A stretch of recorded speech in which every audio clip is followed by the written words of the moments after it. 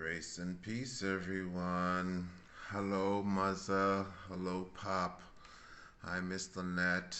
Hey, Elders. Hey, Pastor Manning. Hey, Elder Manning, Elder Joe, Elder Yvette, and all the other elders. Because, I can't say everyone's name. Because if I do, people are going to be like, you ain't saying nothing about me. But anyway, hope everyone's doing well. Hope everything is going well. I'm in New York. So, what am I here to do? I'm here to talk about my big brother, Q. Can you believe it? We're getting old. The Douglas boys are getting old. Can we still even be called the Douglas boys? But you know how that is. But the other thing is that even though we're getting old, we still looking good. So that's one good perk of having some good DNA. Thanks, Mom. Thanks, Pop. Appreciate it. So on a good note here, what can I say about my three Bs? That's another nickname I have for Curtis, because he's a three Bs, because he's Big Brother Bishop. But what can I say that hasn't already been said, and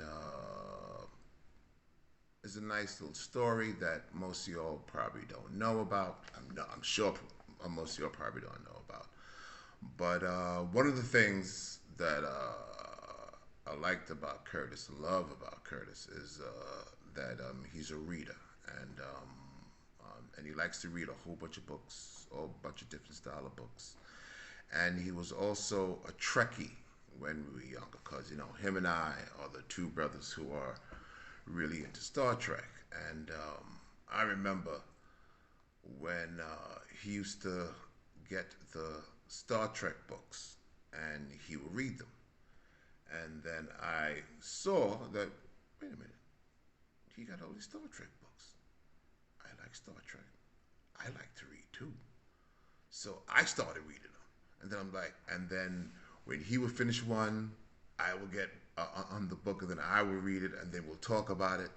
And I remember quite a few times with us driving, either going to do something for the church, pick up something for the church, or even when you were dropping me down by Flatbush Avenue, so I could take the bus or the train to get home. And the conversations we used to have about Star Trek, and mix it in with Bible stuff and Star Trek stuff, and like that used to be a lot of fun, because back then you had more time we could talk and chill about anything, because now you're a pastor now, and your time is now taken up by everyone and everything. So we aren't able to have those type of off the wall conversations like we used to have. Plus, I ain't in New York anymore, so that's another reason too.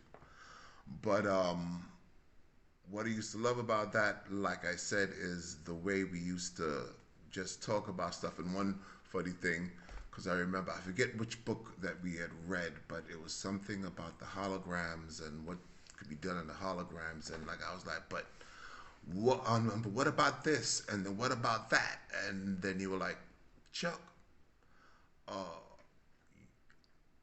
I can't answer that 23rd century question in the 20th century. And I was like, yeah, man, I got you. But that's what I liked, that we used to talk about everything and mix it up, and it was really a good time, really a good time. And with that even brings up the fact that one of the best books that you gave it to me, actually, because I saw it on your desk one time, and it was a book called Interview.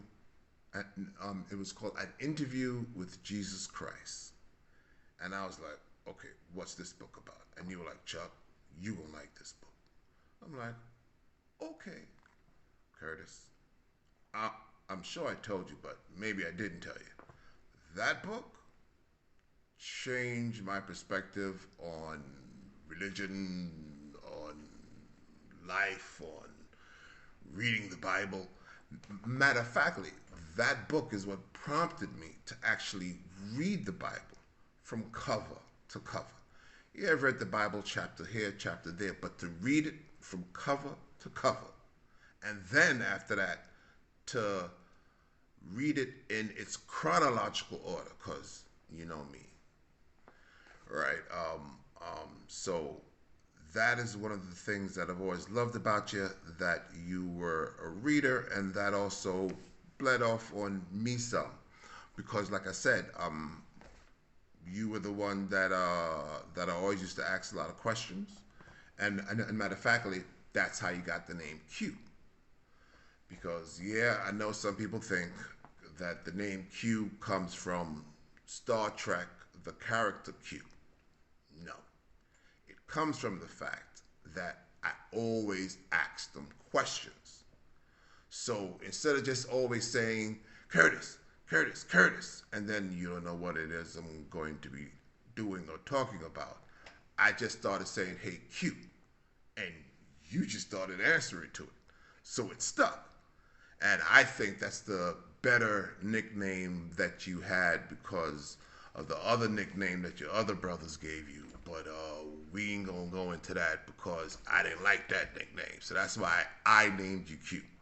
It's for question, because you if you didn't have the answer, you told me you didn't have the answer, or you answered my questions, and that is what I always appreciated about you, because it was between religion and science and this and that.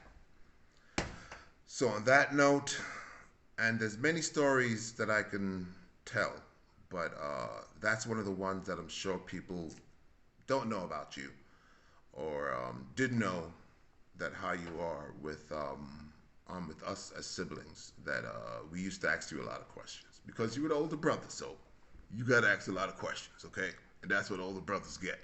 Well, if you're a smart older brother, that's what you get. So you either call it lucky or unlucky, but that's what you got, okay? So on that note, I just want to say happy birthday. I love you, miss everybody. And since everyone is going to be singing you happy birthday, and I'm not going to be there, I'm going to sing it to you one time right here. Okay, so you ready? Here we go. So, happy birthday to you. Happy birthday to you. Happy birthday, happy birthday. Happy birthday to you. Love you, bro. Love you too, Dexter. Love you too, Marlon. Love you too, Mom, Pop, everybody. Miss y'all. Hope to see y'all sometime in 2022, long as there ain't no more Corona. And everyone, wear a mask, get vaccinated, stay safe. Love y'all. Talk to y'all later. Happy birthday and enjoy. You too, Leolanda.